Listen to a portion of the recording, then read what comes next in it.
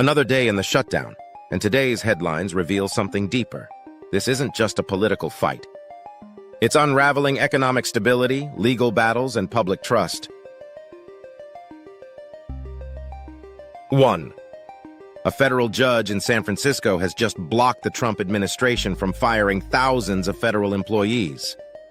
This move meant to lighten the government's payroll burden during the shutdown. At the same time, the U.S. Treasury warns that the shutdown is already costing $15 billion per week in lost output.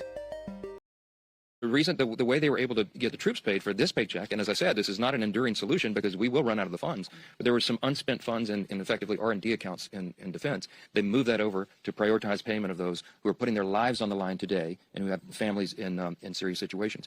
That money will be replaced, as has been explained by the White House, after the funding gets going again. If we can find a similar mechanism to take care of Capitol Police, of course, they'll do that, but that's in a separate branch. So the stakes have escalated. This is now a legal conflict as much as a budget fight. 2. Layoffs blocked, what the court said.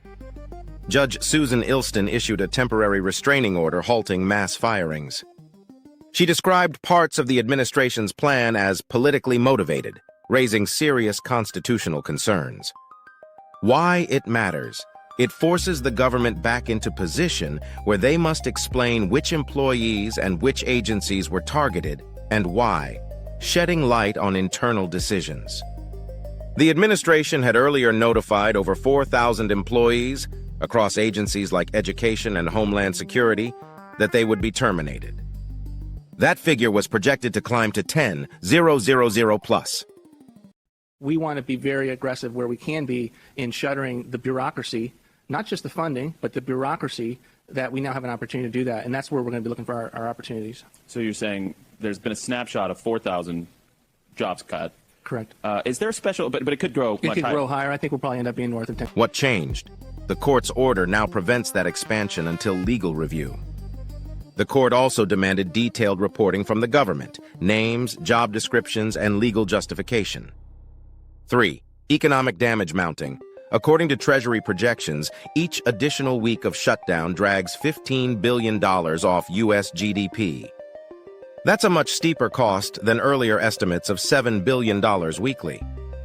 What this tells us, as the shutdown extends, the cumulative damage accelerates non-linearly. Meanwhile, federal programs, contracts, and agency operations are severely disrupted, infrastructure projects delayed, regulatory oversight paused, residents waiting for permits, services, and benefits. Every delay has ripple effects across local economies, especially in regions with heavy dependence on federal work. 4. Political and market pressure intensifies. The pressure is mounting from both sides. The COO of Goldman Sachs publicly urged lawmakers to end the shutdown immediately, saying the risks to financial markets and the banking sector are growing. The Senate once again failed to pass a funding resolution, marking the 10th time total proposals have been rejected. Meanwhile, Republicans demand spending caps and constraints on entitlement programs, while Democrats insist on protecting healthcare subsidies, ACA, Medicaid, and employee pay. Despite all the drama, there's no clear compromise. Each side views escalation as leverage, yet the public stands to lose the most. What happens next? What could happen now?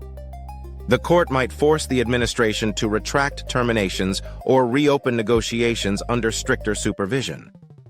If the shutdown drags on, we risk eroding business confidence, rising unemployment, market volatility, especially in credit and interest rates.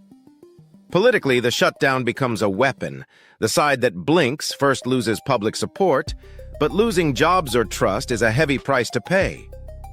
The longer this standoff continues, the more it strays from budget negotiation and enters constitutional, financial, and social stress zones. Closing. So here's the real question to ask. Is America facing a system failure disguised as politics? Or is this just another episode of Washington gridlock? Is the country still functioning? Or is it starting to crack? Drop your thoughts below. Which side do you think will break first, and who pays the price? Follow for the next video!